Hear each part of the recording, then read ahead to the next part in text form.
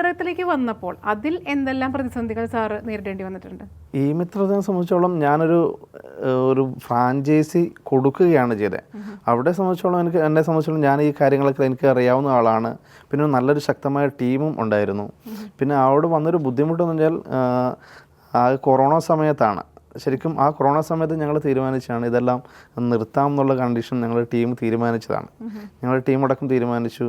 പക്ഷെ അന്നൊരു മനസ്സിലൊരു തോന്നൽ തോന്നി, ഇത് നിർത്തുന്നില്ല, ഏതായാലും ഇവിടെ നിന്ന് തുടങ്ങാന്നുള്ള നമ്മൾ നേരിട്ട് വൺ ടു വണ്ണായി ചെയ്തുകൊണ്ടിരിക്കുന്ന സംഭവങ്ങളെല്ലാം ഓൺലൈനോട്ട് മാറ്റി.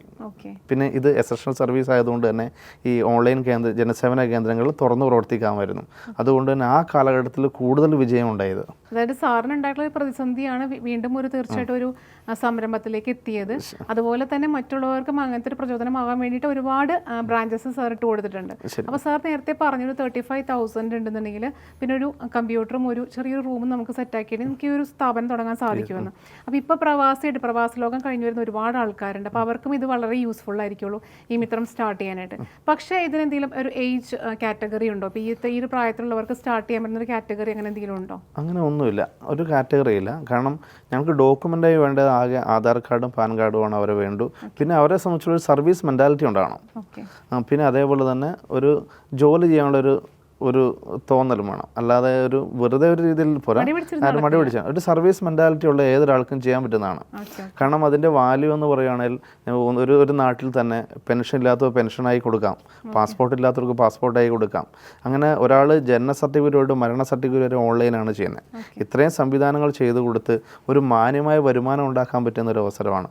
അതുകൊണ്ട് തന്നെ സാധാരണ ഇപ്പോൾ ഞങ്ങളെ സംബന്ധിച്ചോളം അത് പറയുകയാണെങ്കിൽ ആൻഡ്രോയിഡ് മൊബൈൽ ഉപയോഗിക്കാൻ അറിയാവുന്നവർ തന്നെ ഞങ്ങളുടെ ട്രെയിനിങ്ങിലൂടെ ശക്തമായി തന്നെ നല്ല രീതിയിൽ ബിസിനസ് ചെയ്യുന്നു.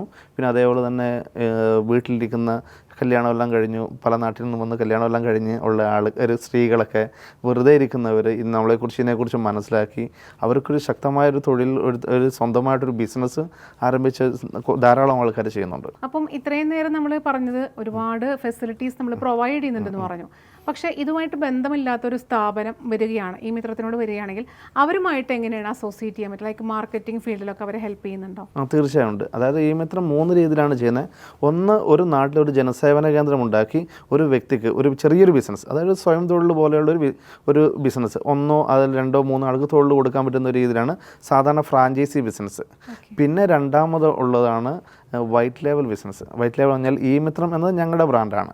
അതേപോലെ നമ്മൾ പല കമ്പനികൾക്കും back end support, training, licensing എല്ലാം ചെയ്യുന്നുണ്ട്. അതായത് ഒരു ഇന്ത്യ മുഴുവൻ ബിസിനസ് ചെയ്യണം എങ്കിൽ ഇത്രത്തോളം ഞങ്ങളെപ്പോലെ ഒരു ടീമിനെ, software team, training team, back end team, ഇത്രയും ടീമിനെ ആക്കി ഒരു തുടക്കക്കാർക്ക് ചെയ്യാൻ വളരെ ബുദ്ധിമുട്ടാണ്.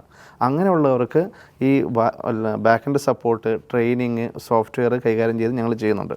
അതായത് ചെറിയൊരു ചിലവിൽ തന്നെ അവർ മാർക്കറ്റിംഗ് മാത്രം നടത്തിക്കൊണ്ട് തന്നെ ഇതേപോലത്തെ ഒരു ബ്രാൻഡ്, ഈ മിത്രം പോലെ മറ്റൊരു ബ്രാൻഡ്, ഒരു ഉദാഹരണം പറയുകയാണെങ്കിൽ വി ഹെൽപ്പ് എന്ന ഒരു ബ്രാൻഡാണെങ്കിൽ അവർ ആ ബ്രാൻഡിൽ മാർക്കറ്റിംഗ് മാത്രം ചെയ്താൽ മതി. അവർക്ക് എത്ര ഫ്രാഞ്ചൈസി മുകളിലും കൊടുക്കാം. അതായത് ഈ മിത്രം എന്നതിന് ബാക്ക് എൻഡ് ചെയ്യുന്ന അതേപോലെ തന്നെ അവരെ ബ്രാൻഡിലായിരിക്കും ചെയ്യുക എല്ലാ കാര്യങ്ങളും. അവർക്ക് വേണ്ട സപ്പോർട്ട് അവരുടെ കമ്പനിയുടെ പേരിലായിരിക്കും ചെയ്യുക. എന്താണ് അവരുണ്ടാക്കുന്ന ബ്രാൻഡ് ആ പേരിലായിരിക്കും ചെയ്യുക. അവിടെ ഈ മിത്രത്തിന് യാതൊരു സർവീസ് നമ്മുടെ ആയിരിക്കും, പക്ഷേ അവരുടെ ബ്രാൻഡിലായിരിക്കും. വൈറ്റ് ലേബൽ അത് അവർക്ക് ഇഷ്ടമുള്ള ഫ്രാഞ്ചൈസി ചാർജ് വാങ്ങാം, അവർക്ക് ഇന്ത്യ മുഴുവൻ എവിടെയും ചെയ്യാം. ഓക്കെ. പിന്നെ മറ്റൊന്നെന്ന് പറഞ്ഞാൽ മറ്റ് കമ്പനിയുടെ സർവീസ്, തേർഡ് പാർട്ടി സർവീസുകൾ. അതായത് ഇപ്പം ഏതൊരു കമ്പനിയുടെ ആണെങ്കിലും സർവീസ്, ഇപ്പം ബാങ്കിങ് കാര്യങ്ങളായിക്കോട്ടെ, ഇപ്പം എന്തൊരു സർവീസാണെങ്കിലും, ഇപ്പം GST സർവീസ് ആയിക്കോട്ടെ, മാട്രിമോണി സർവീസ് ആയിക്കോട്ടെ, ഇതൊക്കെ ഞങ്ങളിലൂടെ ചെയ്യുന്നുണ്ട്. അതിൻ്റെ ഒരു പ്രത്യേകത എന്താണെന്ന് വെച്ചിട്ടുണ്ടെങ്കിൽ സാധാരണ ഒരു ഓഫീസ് എല്ലായിടത്തും ഒരു കമ്പനി, ഒരു ഉദാഹരണം പറയുകയാണ്, ഒരു മാട്രിമോണി കമ്പനിക്ക് ഒരു ഓഫീസ് കേരളത്തിൽ ഓഫീസ് തുടങ്ങണം. ഞങ്ങളെ സംബന്ധിച്ച് ഇപ്പോൾ 2000 ഒരു ഓഫീസ് കേരളത്തിൽ തുടങ്ങണമെങ്കിൽ കോടികൾ മുടക്കണം. എല്ലായിടത്തും സ്റ്റാഫിനെ വെക്കണം, കമ്പ്യൂട്ടർ വേണം, കട വേണം, അതിൻ്റെ സെക്യൂരിറ്റി കൊടുക്കണം, ഇങ്ങനെ ലക്ഷങ്ങൾ മുടക്കിക്ക് വേണം ചെയ്യാൻ വേണ്ടിയിട്ട്. ഇപ്പം ഇതിനെ ഞങ്ങളുമായിട്ട് അസോസിയേറ്റ് ചെയ്യുകയാണെങ്കിൽ ഒരു ദിവസം കൊണ്ട് തന്നെ 2400 അവരെ കസ്റ്റമർ സർവീസ് പോയിന്റുകൾ അവർക്ക് ഓപ്പൺ ചെയ്യാൻ പറ്റും. കാരണം ഞങ്ങൾക്ക് ഓൾറെഡി സ്റ്റാഫുണ്ട്, അവിടെ കമ്പ്യൂട്ടറുണ്ട്, അവർ വെൽ ട്രെയിനഡ് ആണ്. അതുകൊണ്ട് തന്നെ അവരുടെ സർവീസുകൾ ഞങ്ങളുടെ സെൻറ്ററുകളിൽ പല ആവശ്യങ്ങൾക്കായി ഒരു ദിവസം 150 തൊട്ട് 200 ആൾ കയറി ഇറങ്ങുന്നതാണ്. ഞങ്ങൾക്കൊരു ഡിസ്പ്ലേ ബോർഡിൽ അവരുടെ ഡീറ്റെയിൽസ് കൊടുക്കുകയാണെങ്കിൽ അവർ ഓരോ ആളും വന്നിട്ട് 5-10 മിനിറ്റ് അവിടെ വന്ന് നിൽക്കുന്നവരാണ്. ഞങ്ങൾ ഡിസ്പ്ലേയിൽ കൂടെ വരുന്ന ഒരു നോട്ടീസിൽ കൂടെ വരുന്ന കാര്യങ്ങൾ അവർ മനസ്സിലാക്കും. അവർ നമ്മളോട് ചോദിക്കും ഇതെന്താണെന്ന് ചോദിക്കുമ്പോൾ അതിനെക്കുറിച്ച് പറഞ്ഞ് മനസ്സിലാക്കി അവിടെ ഒരു സെയിൽ നടക്കുമ്പോൾ ഞങ്ങളുടെ സെൻറ്ററിനും ചെറിയൊരു വരുമാനം കൊടുക്കുകയാണെങ്കിൽ ആ ഒരു മാർക്കറ്റിംഗ് ചെയ്യാം. അത് തന്നെയാണ് ഞങ്ങളുടെ ലക്ഷ്യം. അത് തന്നെയാണ് 5000-ഓളം ഫ്രാഞ്ചൈസി ആക്കി ഒരു പ്രൊഡക്റ്റ് ലോഞ്ച് ഹബ്ബ്, ഒരു സർവീസ് ലോഞ്ച് ഹബ്ബായിട്ട് മാറ്റുക. ഏതൊരാൾക്കും അവരുടെ സർവീസുകൾ അവരുടെ കസ്റ്റമർ സർവീസ് പോയിന്റ് ആയിട്ട് ഞങ്ങളുടെ സ്ഥാപനങ്ങൾ വഴി നടത്തി കൊടുക്കാൻ പറ്റുന്ന ഒരു രീതി. നമ്മുടെ ഈ മിത്രം എന്ന് പറഞ്ഞ ജനസേവന കേന്ദ്രം അല്ലെങ്കിൽ ജനസേവന കാര്യങ്ങൾ മാത്രമല്ല നമുക്ക് പ്രൊവൈഡ് ചെയ്യാൻ പറ്റുന്നത്.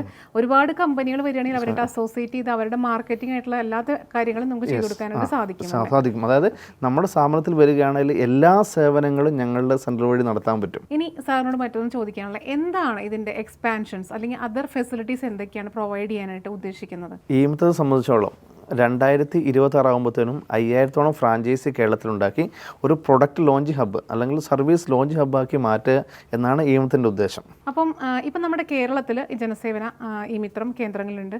ഇനി അത് പുറത്തേക്ക് ഇപ്പോൾ ഓൾറെഡി ഉണ്ടോ, അതിന് വ്യാപിപ്പിക്കാൻ താല്പര്യമുണ്ടോ? ഈ മിത്രം ഇപ്പോൾ തമിഴ്നാട്ടിൽ ഓൾറെഡി സ്റ്റാർട്ട് ചെയ്ത് കഴിഞ്ഞു. അവിടെ ഫ്രാഞ്ചൈസി തുടങ്ങിക്കഴിഞ്ഞു. ഇനി അതേപോലെ തന്നെ ഇപ്പോൾ കർണാടകത്തിൽ ഒരു ടീം ബിൽഡ് ചെയ്തുകൊണ്ടിരിക്കുന്നു. അടുത്ത് തന്നെ കർണാടകത്തിലും ഉണ്ടാവും. ഈ മിത്രത്തിൽ സ്റ്റാർട്ട് ചെയ്തപ്പം ഒരു ചെറിയൊരു എമൗണ്ട് ആണ് സാർ ഇട്ടെന്ന് പറഞ്ഞിട്ടുണ്ടായിരുന്നു. അപ്പോൾ ഇതുപോലെ തന്നെ മറ്റൊരു സംരംഭകനെ സ്റ്റാർട്ട് ചെയ്യാനായാലും ആ ഒരു ചെറിയ എമൗണ്ട് തന്നെ മതിയായിരിക്കും. പക്ഷെ സാറ് തുടങ്ങിയ പോലെ അല്ലെങ്കിൽ സാർ ഇപ്പം സ്റ്റാർട്ട് ചെയ്തപ്പോൾ ഇവിടെ വരെ എത്തി നിൽക്കുന്നുണ്ട്, അതുപോലെ തന്നെ മറ്റുള്ളവർക്കും എത്താൻ സാധിക്കുന്നത് അല്ലെങ്കിൽ എത്തിയിട്ടുണ്ടോ? അങ്ങനെയുള്ള സംരംഭകരിലേക്ക് എത്തിയിട്ടുണ്ടോ? തീർച്ചയായിട്ടും അത് എത്താൻ പറ്റും. അതൊരു ബിസിനസ് എന്ന് പറഞ്ഞാൽ നമ്മൾ ആ ചെയ്യുന്ന രീതിയിലാണ്. ഇപ്പം ഞങ്ങളെ സംബന്ധിച്ചോളം ഇപ്പം ഈ വൈറ്റ് ലേബൽ എന്ന സിസ്റ്റത്തിൽ കൂടെ ചെയ്യുകയാണെങ്കിൽ ഒരിക്കലും നഷ്ടസാധ്യത വരില്ല. കാരണം അല്ലാതെ ഇപ്പം ഞങ്ങളിപ്പം ഇപ്പം ഞങ്ങളെപ്പോലെ തന്നെ ഒരു ടീം ആദ്യം തന്നെ തുടക്കത്തിൽ ഉണ്ടാക്കി ചെയ്യുമ്പോഴാണ് ഇതേപോലെ പരാജയം വരുന്നത്.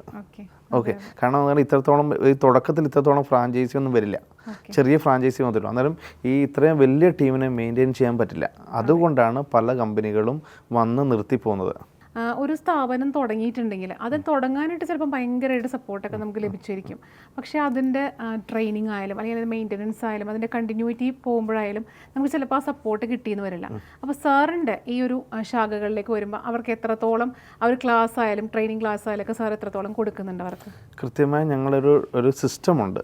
ആ സിസ്റ്റം ഉള്ളതുകൊണ്ട് തന്നെ ഇപ്പം മാർക്കറ്റിങ്ങിൽ കൂടെ ഒരാൾ നമ്മുടെ അടുത്ത് വന്നു കഴിഞ്ഞാൽ കൃത്യമായി അടുത്തത് ട്രെയിനിങ് ടീമിൻ്റെ അടുത്താണ് എത്തുക. ട്രെയിനിങ് ടീമിൻ്റെ അടുത്ത് വന്നിട്ട് അവിടെ കൃത്യമായി ഞങ്ങൾ റിപ്പോർട്ട് നോക്കും, അവർ പഠിച്ചോ ആ കാര്യങ്ങൾ മനസ്സിലാക്കുന്നുണ്ട്. അതിനുശേഷം ഒരു ശക്തമായ ബാക്ക് എൻഡ് സപ്പോർട്ട് ടീം ഉള്ളതുകൊണ്ട് തന്നെ അവർ നിലനിർത്തി കൊണ്ടുപോകാനുള്ള എല്ലാ കാര്യങ്ങളും ഞങ്ങൾ ചെയ്യുന്നതാണ്. ഓക്കെ, അപ്പോൾ ഇത് സ്റ്റാർട്ട് ചെയ്യാൻ ഉദ്ദേശിച്ച സാറിനെ കോൺടാക്ട് ചെയ്തിട്ടുണ്ടെങ്കിൽ ഇത്ര ടൈം പീരീഡ് ഒക്കെ ഉണ്ടോ? ഇങ്ങനെ ഒരു ട്രെയിനിങ് പീരീഡ് ഒക്കെ അങ്ങനെ കൊടുക്കുന്നുണ്ടോ? തീർച്ചയായും ഉണ്ട്. അതായത് ഒരാൾ വന്നതിന് ശേഷം ഞങ്ങൾ ഒരു 15 ദിവസം ട്രെയിനിങ് ആണ് ഉണ്ടാകുന്നത്. ഈ 15 ദിവസം കൊണ്ടാണ്, അത് 15 ദിവസം ട്രെയിനിങ് 1-to-1 ആണ്. ഒരു വ്യക്തിക്ക് വേണ്ടി ഒരു ട്രെയിനർ തന്നെ എടുക്കുന്നതാണ്. അത് ഓൺലൈൻ മുഖേനയാണ്. അത് ട്രെയിനിങ് എന്ന് പറഞ്ഞാൽ അവരെ കൊണ്ട് ചെയ്ത് പഠിപ്പിക്കുക ചെയ്യുന്നത് ഇത്രയും സേവനങ്ങൾ. അതുകൊണ്ട് തന്നെ അവർ തെറ്റ് പറ്റും, അപ്പോൾ കൃത്യമായി പറഞ്ഞു കൊടുത്ത് ഇതെങ്ങനെയല്ല ചെയ്യേണ്ടതെന്ന് പറഞ്ഞു കൊടുത്ത് തന്നെ ചെയ്യുന്നതുകൊണ്ട് തന്നെ ഒരു സാധാരണ ഒരു ആൻഡ്രോയിഡ് മൊബൈൽ ഉപയോഗിക്കുന്നവർക്ക് തന്നെ ഇത് ചെയ്ത് വിജയിപ്പിച്ചു കൊണ്ടുപോകാൻ പറ്റും. ഒരുപാട് സമയം ഒരുപാട് പൈസയൊക്കെ നമുക്ക് നമ്മുടെ എനർജിയൊക്കെ കളയാതെ നമുക്ക് വളരെ എളുപ്പത്തിൽ ഈ മിത്രത്തിൽ നമുക്ക് ഫെസിലിറ്റീസ് പ്രൊവൈഡ് ചെയ്യുന്നുണ്ട്. അതുകൊണ്ട് തീർച്ചയായിട്ടും